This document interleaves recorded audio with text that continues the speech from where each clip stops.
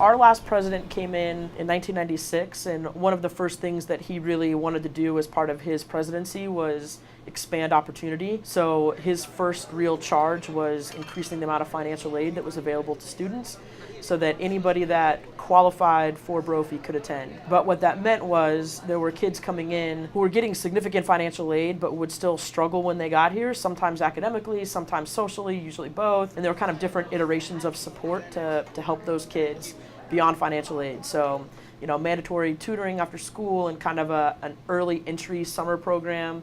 But the common refrain was, if we could just get these guys a little younger, then we could make that transition to the high school easier, and they would be better equipped to take full advantage of all of the opportunities that exist at Brophy. So in 2010, Father Reese, who was the president at the time, and Adria Ranke, who was the vice president and is our current president, had a meeting with Ken Kendrick, who's the managing owner of the Diamondbacks. His son had just started at Brophy, so of course Father Reese approached him with an idea for giving money, and Mr. Kendrick just didn't really have any interest in adding to the physical plant of the campus, but he really was interested in this kind of expansion idea and how do you get kids here that wouldn't otherwise attend. And so he made an initial gift to get the program up and running. We want to give opportunity to families that we think wouldn't otherwise get to Brophy on their own. But we also want kids that have some kind of gap beyond the financial. We want to help eliminate anything that might keep a boy from being successful, anything that might keep him from focusing on school. So we work really hard to provide uniforms and technology and anything that he might need to be a successful scholar here at the academy and then transition onto the high school. We try really hard to provide a whole experience that just benefits the boy and his family. I think the immediate impact on the boys is pretty easy to calculate or to quantify. Boys take standardized testing here. They tend to grow at least 2 academic years in every year they're with us. They do well on the high school side. They take a high number of honors and AP classes. They're on a college-going track. I've watched changes within families.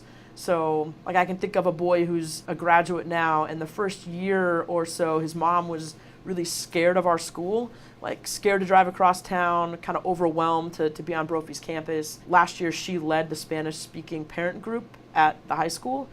That's a change for that family, and that's awesome. I think the impact, too, has been just far-reaching on this campus. We really charge the boys at Brophy to be agents of social justice. We have these grad qualities, what we want the graduate to look like at graduation. One of them is committed to doing justice. So that's something that we spend a lot of time on. And I think that the academy in a lot of ways is the institution's way of living that out. This is the first model where it's a 100% scholarship or financial aid based program where the 6th graders really are members of the high school community too. It's cool to be smart here. It's cool to ask questions. It's cool to play sports and sing in the choir.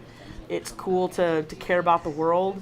And so we get to borrow from that culture too. I think there's been an impact in the community. I think Brophy sometimes still has the reputation of being this white affluent school, and I don't really think that's true anymore. We have a commitment to being diverse and to representing all of Maricopa County.